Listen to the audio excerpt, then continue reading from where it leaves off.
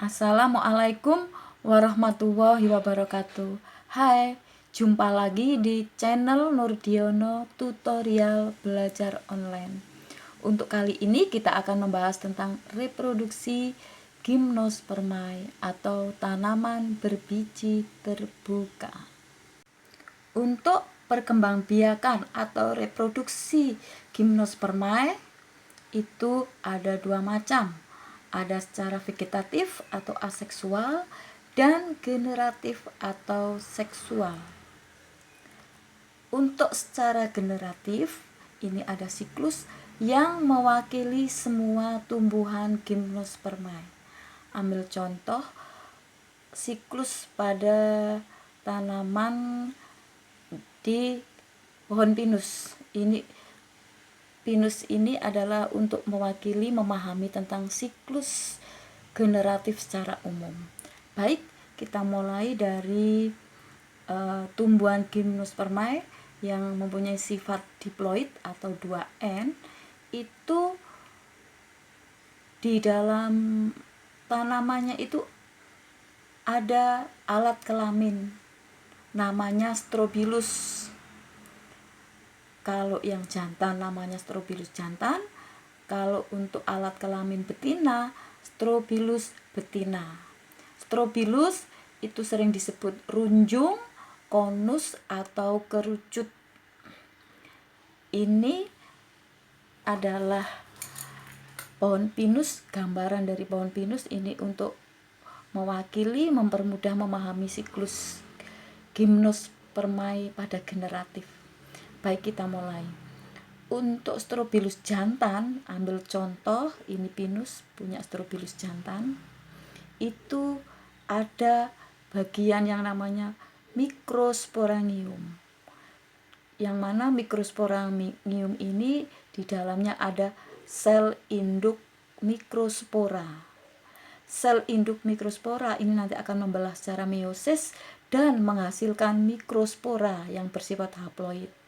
Mikrospora adalah merupakan gametofit jantan yang nanti akan menghasilkan serbuk sari, di mana serbuk sari ini nanti kalau sudah masak tumbuh menjadi bulu serbuk sari yang di dalamnya mengandung spermatozoid. Nah, pada saat di strobilus jantan ini terjadi peristiwa gametogenesis yang menghasilkan spermatozoid, di strobilus betina itu juga terjadi gametogenesis, yang mana di strobilus betina itu ada yang namanya megasporangium. Nah, di dalam megasporangium ada sel induk megaspora.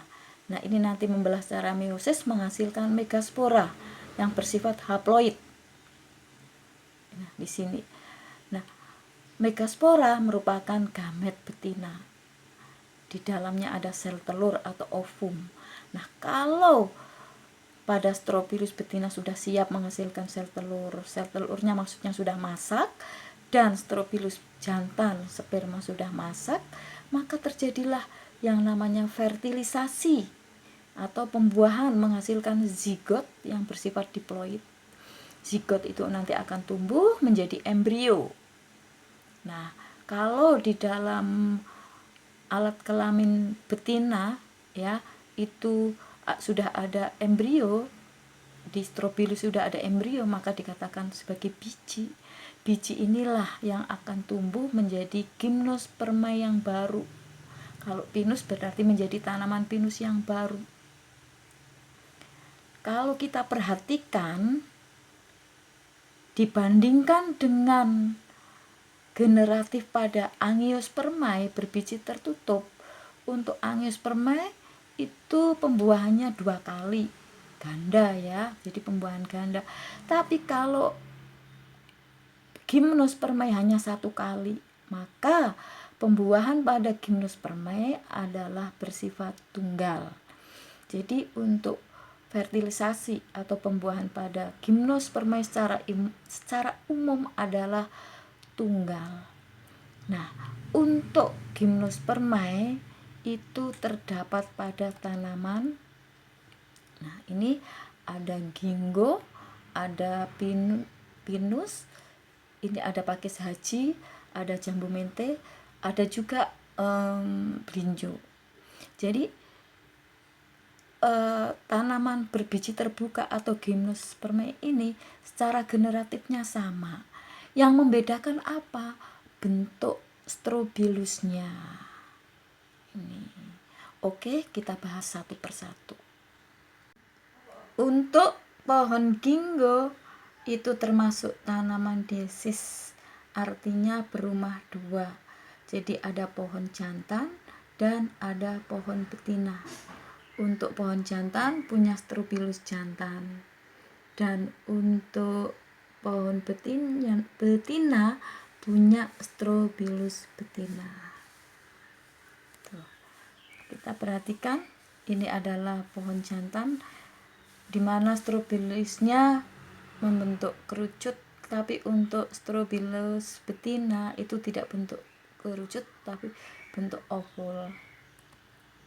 Nah, ini adalah serbuk sari dari strobilus jantan yang siap membuahi ovula.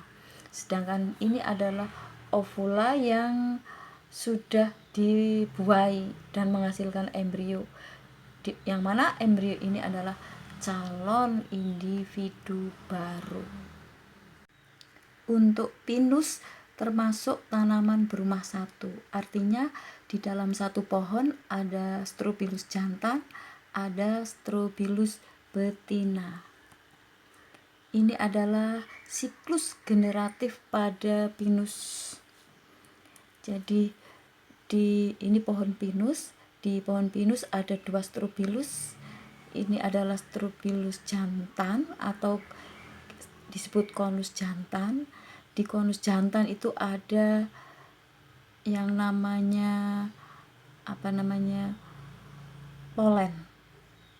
Polen ini adalah, jadi di sini itu terjadi peristiwa gametogenesis yang hasil akhirnya polen adalah serbuk sari yang siap membuahi sel telur ovum pada konus betina.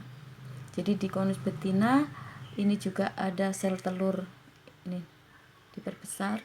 Di sini terjadi gametogenesis juga, menghasilkan sel telur di dalam konus betina ini.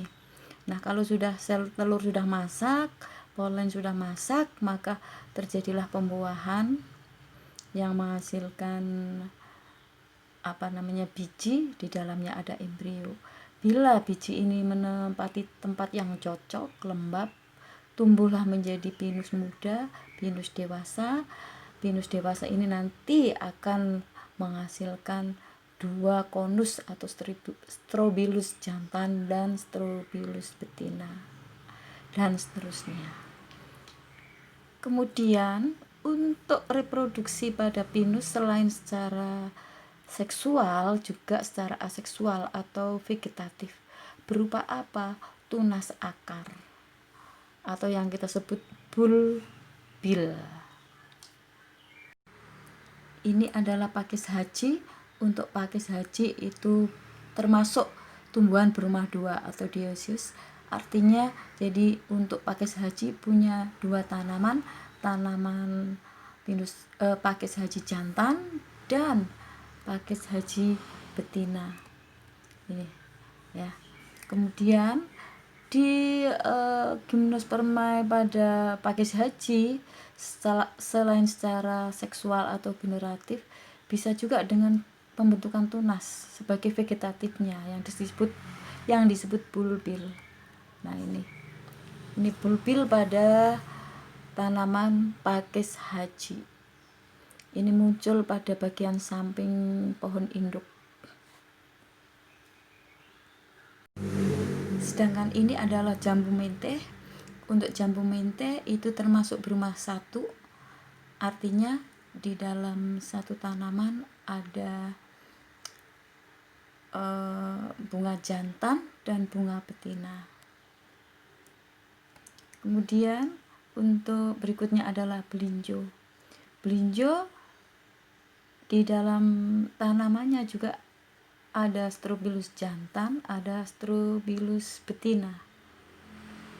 Ini bisa kalian lihat di gambar sebagai alat reproduksi secara generatif. Nah, belinjo yang sering kita konsumsi itu sebenarnya adalah biji. Ya, yang sering kita anggap sebagai buah itu adalah biji yang terbungkus oleh lapisan kulit luar.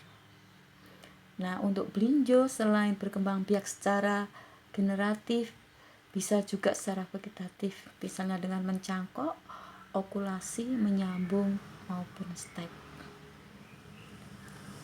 Demikianlah materi tentang reproduksi pada tumbuhan berbiji terbuka atau gimnospermae.